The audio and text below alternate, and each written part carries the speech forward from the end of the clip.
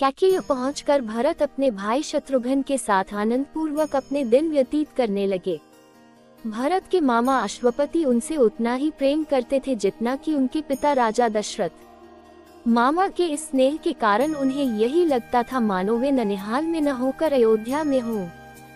इतने पर भी उन्हें समय समय पर अपने पिता का स्मरण हो आता था और वे उनके दर्शनों के लिए आतुर हो उठते थे। राजा दशरथ की भी यही दशा थी। यद्यपि राम और लक्ष्मण उनके पास रहते हुए सदैव उनकी सेवा में संलग्न रहते थे, फिर भी वे भरत और शत्रुघ्न से मिलने के लिए अनेक बार व्याकुल हो उठते थे। समय व्यतीत होने के साथ राम के सद्गुणों का निरंतर विस्तार होते जा रहा था। राजकाज से समय निकालकर आध्यात्मिक स्वाध्याय करते थे। वेदों का सांगोपांग अध्ययन करना और सूत्रों के रहस्यों का समझकर उन पर मनन करना उनका स्वभाव बन गया था। दुखियों पर दया और दुष्टों का दमन करने के लिए सदैव तत्पर रहते थे। वे जितने दयालु थे उससे भी कई गुना कठोर वे दुष्टों को दंड देने में थे। वे न केवल मंत्रियों की नीतियुक्त बातें ही सुनते थे बल्कि अपनी ओर से भी उन्हें तर्क सम्मत अकाट्य युक्तियां प्रस्तुत करके परामर्श भी दिया करते थे। अनेक युद्धों में उन्होंने सेनापति का दायित्व संभाल कर दुर्धर्ष शत्रुओं को अपने पराक्रम से परास्त किया था।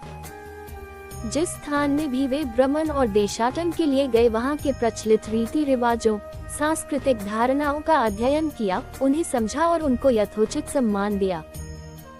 उनके क्रियाकलापों ऐसे थे कि लोगों को विश्वास हो गया कि रामचंद्र क्षमा में पृथ्वी के समान, बुद्धि विवेक में बृहस्पति के समान और शक्ति में साक्षात देवताओं के अधिपति इंद्र के समान हैं।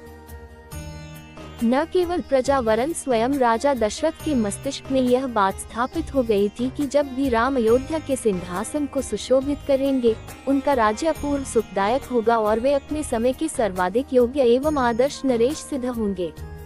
राजा दशरथ अब शीघ्रातिशीघ्र राम का राज्याभिषेक कर देना चाहते थे। उन्होंने मंत्रियों को बुलाकर कहा, हे मंत्रीगण, अब मैं वृद्धा हो चला हूँ और रामचंद्र राज सिंहासन पर बैठने के योग्य हो गए हैं। मेरी प्रबल इच्छा है कि शीघ्रातिशीघ्र राम का अभिषेक कर दूं। अपने इस विचार पर आप लोगों की सम्मति लेने के लिए ही मैंने आप लोगों को यहाँ पर बुलाया है। कृपया आप सभी अपनी सम्मति दीजिए। राजा दशरथ के इस प्रस्ताव को सभी मंत्रियों ने प्रसन्नतापूर्वक स्वीकार किया। शीघ्र ही राज्य भर में राजतिलक की तिथि की घोषणा कर दी गई और देश देशांतर के राजाओं को इस शुभ उत्सव में सम्मिलित होने के लिए निमंत्रण पत्र भिजवा दिए गए। थोड़े ही दिनों में देश देश के राजा महाराजा, वनवासी ऋषि मुनि, अनेक प्रदेश के विद्वान तथा दर्शकगण इस अनुपम उत्सव में भाग लेने के लिए अयोध्या में आकर एकत्रित हो गए।